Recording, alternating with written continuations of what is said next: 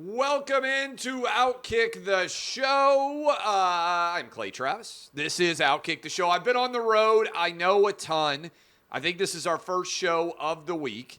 I'm going up to Milwaukee on late Monday night for the Republican primary debate there. Also, we're doing a big event at the Pabst Theater in Milwaukee.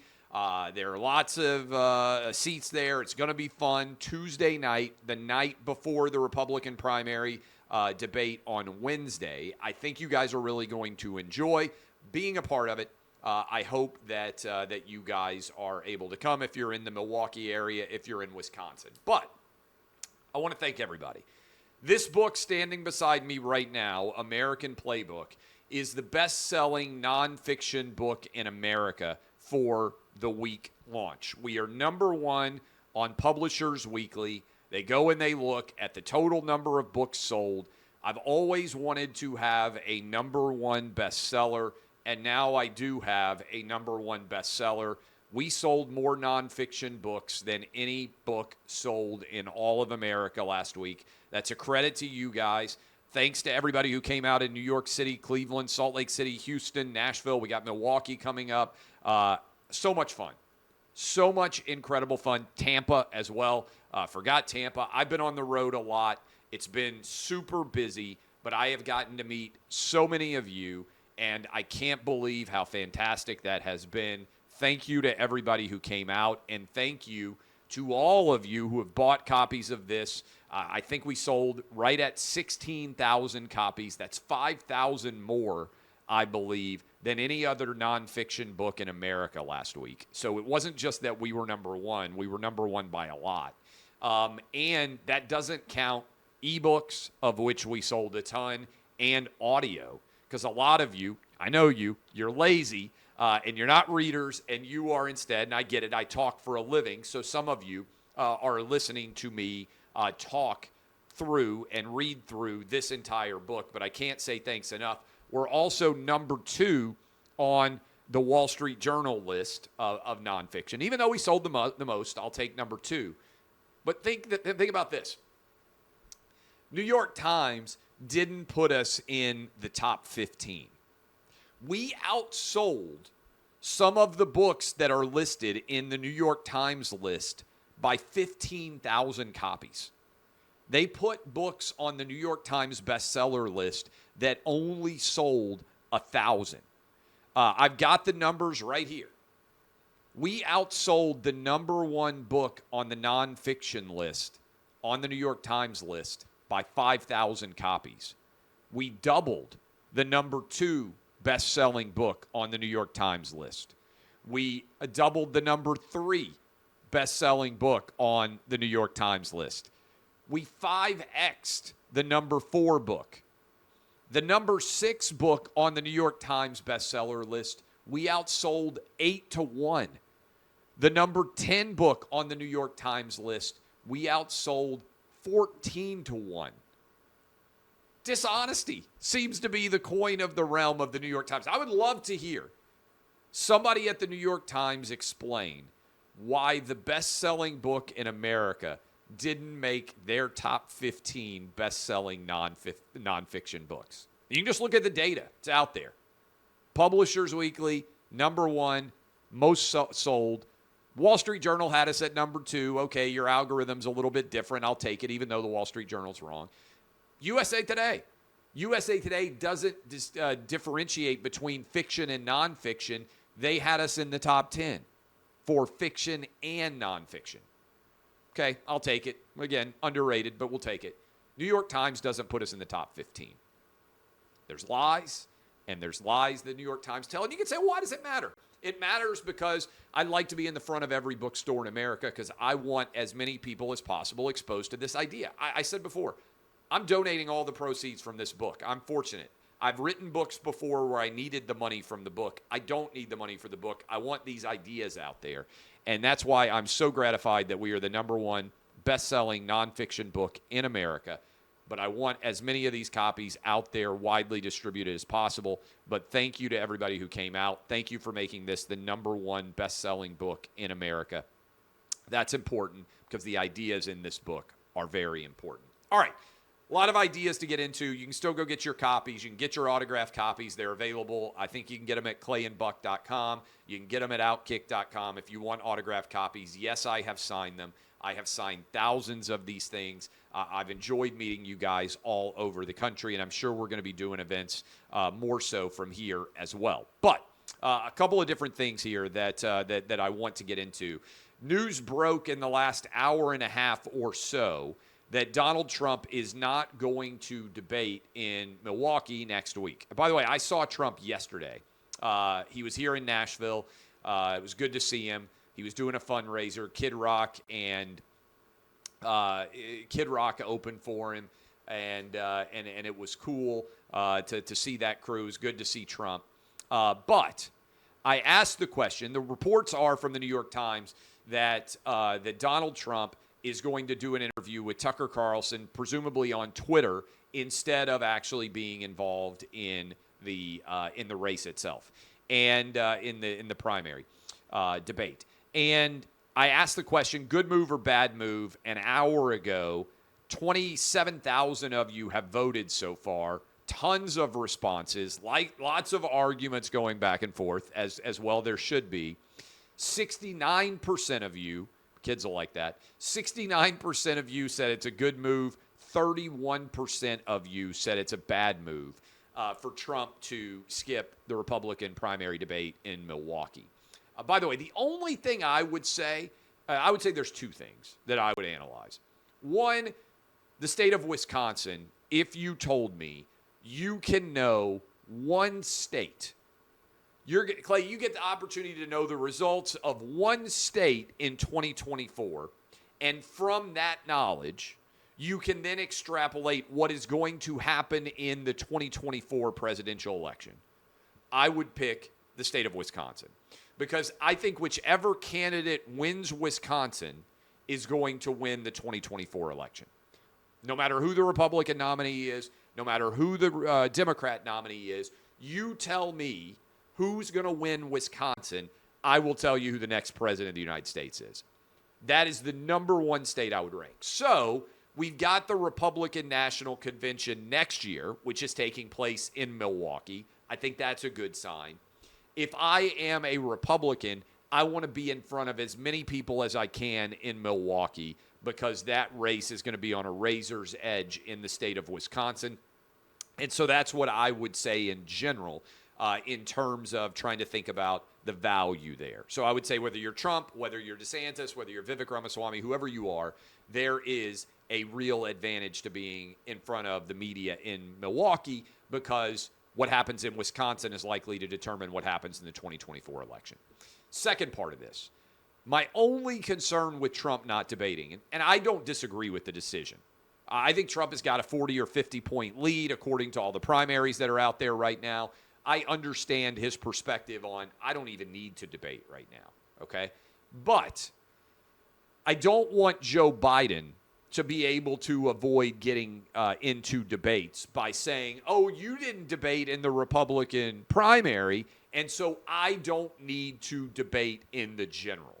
And I can see him making the argument, oh, well, Trump himself didn't debate in the Republican debate, and I do think Biden should, for instance, debate RFK Jr.,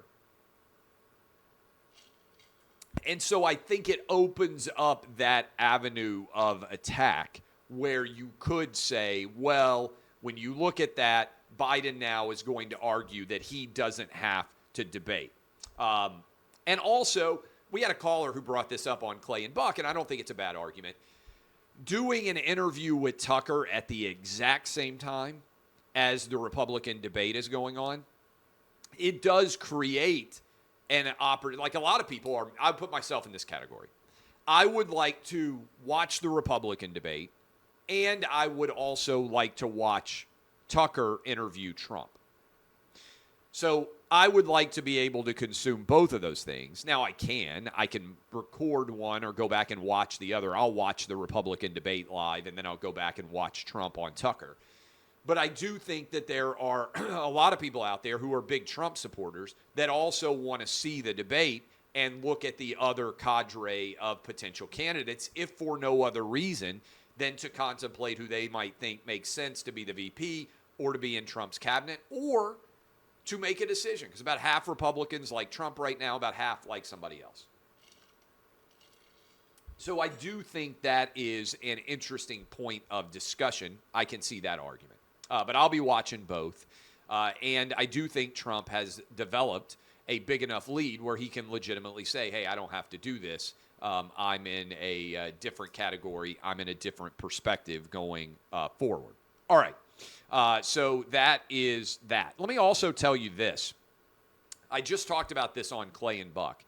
I think there are 5 candidates right now that have created an opportunity for themselves to be included in the Clay Travis OutKick the Show Republican primary power ratings. This is the way that I would rank them right now. Trump is clearly one. Clearly, Trump is number 1 overall in the Republican primary power rankings. I think DeSantis is holding on to 2, but there is a big gap between Trump and number 2. And then Vivek Ramaswamy, I have got it 3rd, and he is surging. I don't think there's any doubt that he is surging and that he has moved into the 3rd spot in the Republican primary rankings. 4, I would have Tim Scott, and 5, I would have Chris Christie. So far, I think everybody else has no business actually being in this primary because I haven't seen any sign that they can win one of the early states, either Iowa, New Hampshire, South Carolina, or Nevada. That means Nikki Haley. That means Mike Pence. That means Doug Burgum. That means Larry Elder. That means Will Hurd. All of these guys, and I don't even know, the mayor of Miami, all of those guys, and they don't have that high of a percentage of support. All of those guys and the gal with Nikki Haley, I haven't seen any sign. Doesn't mean they can't surge, although they would have to get on the stage. If you didn't make the stage, you should drop out of the race. Because if you didn't make it on the stage in August, you're probably not going to make it on the stage in September. So, but my 5 are the only 5 that I have seen, and I thought, okay, I can see an argument for how they end up winning one of the first 4 primaries. In order, Trump, DeSantis, Vivek Ramaswamy, Tim Scott, and Chris Christie. And some of you are going to say, Chris Christie, what are you talking about, Clay? He's actually 2nd place right now in some polling in New Hampshire. So I can see an argument that Chris Christie could win New Hampshire.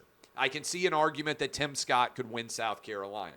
I could see an argument that Vivek, who is catching fire right now, could have a chance to win one of those primaries. And certainly Ron DeSantis is putting a lot of focus and effort and energy into Iowa. I can see an argument that DeSantis could actually be able to win Iowa. So those are the 5. I haven't seen anything else. To me, by September, I think there should only be 5 at minimum still involved in the Republican race.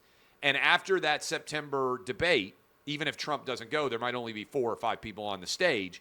I think people should start to withdraw. I don't anticipate that they will, because I think most people are going to say, well, let me go ahead and roll the dice and see how I do in Iowa and New Hampshire and South Carolina and Nevada, that first 4. I think you'll start to see people drop out as that progresses. But so far, my Power 5, I haven't seen anything to suggest that anybody else is likely to move into that Power 5.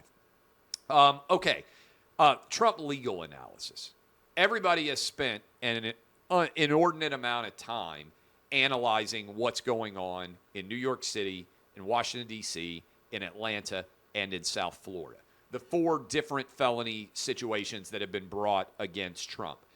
I only think New York is going to end up being tried before the 2024 election. I think there's a good chance New York, which is already settled and set for March, it's the least significant of the legal hurdles for Trump. I think that's the most likely case to be completed in some way. I think it's going to be very difficult to get South Florida done. I think it's going to be very difficult to get the federal case in D.C. done. And I think there's no chance that the Atlanta case is going to be done at all. What is the analysis there? To me, we just talked about this on Clay and Buck. To me, what a true statesman-like outcome would be. You've heard me ask every Republican candidate, hey, would you pardon Donald Trump? I think on principle, it is the right decision to pardon Donald Trump from all federal charges, and frankly, I don't think state charges should have been brought either in New York City or in Atlanta, either in New York State or in Georgia. I'll take the next step, though, and I haven't heard anybody else say this. Not only do I believe that Donald Trump should be pardoned, I think that Hunter Biden and the Biden crime family should be pardoned too. Okay. Some of you were like, yes on Trump, and you just said, wait a minute, Clay, what are you talking about with the Biden crime family being pardoned? I think it's important to stand on principle. Okay? I think Hunter Biden has committed a bevy of felonies. I think he has been protected. I think Joe Biden sold the Biden family enterprise, and I think the Biden family engaged in criminal behavior across the board too. But we are in an incredibly divided time in America. The pardon power, to me, should represent an opportunity like what happened when Gerald Ford pardoned Richard Nixon. Instead of putting the country through years of charges surrounding Richard Nixon, Gerald Ford put country first and pardoned Richard Nixon. It cost him the 1976 election. Jimmy Carter won, but it ended the Watergate era. I think that the best way to end what I believe is an awful precedent of trying to put political enemies in prison is to end all of these charges on both sides. So if I were running for president right now, I give Buck Sexton credit. We had a really good discussion about this on Clay and Buck. I would pardon not only Donald Trump, I would pardon everybody associated with the Biden crime family too. And I would, in one fell swoop, I think that would go a long way towards helping to restore a sense of normalcy to the country. Because I think the precedent of trying to put your political enemies in prison is everything that the United States should not represent.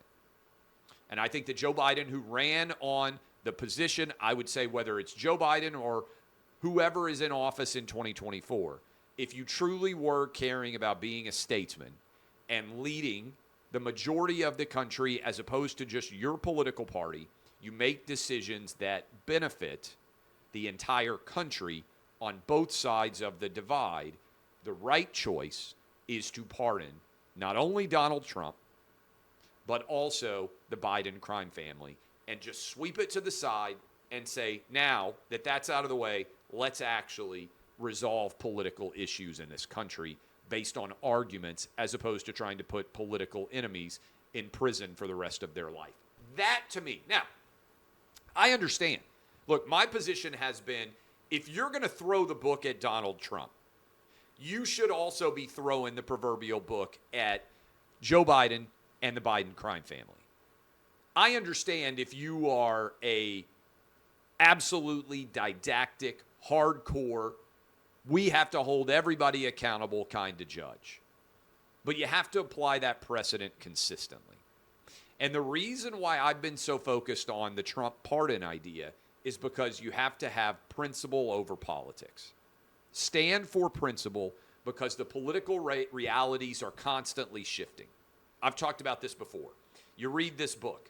I am a First Amendment absolutist. I am always going to defend the First Amendment.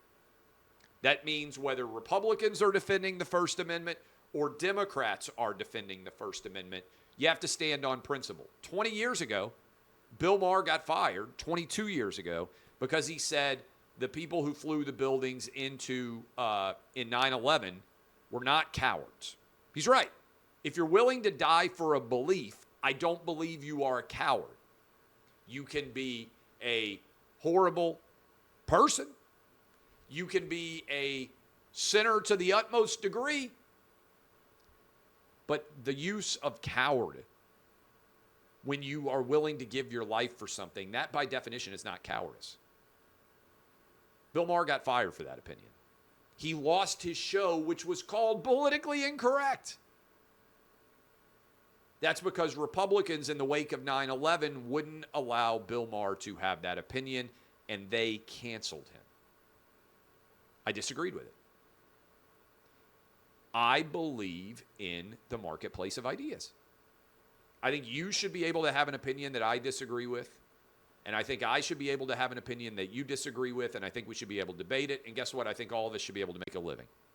That's how the marketplace of ideas works. I write about it a lot in this book, American Playbook. But if you're just relying on political parties, political party might change.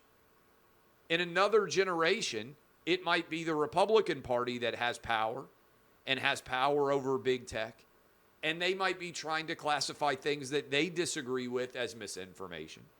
And they might be trying to cancel people that have opinions that they disagree with and keep people from being able to still be fully able to say what they want to argue in the marketplace of ideas.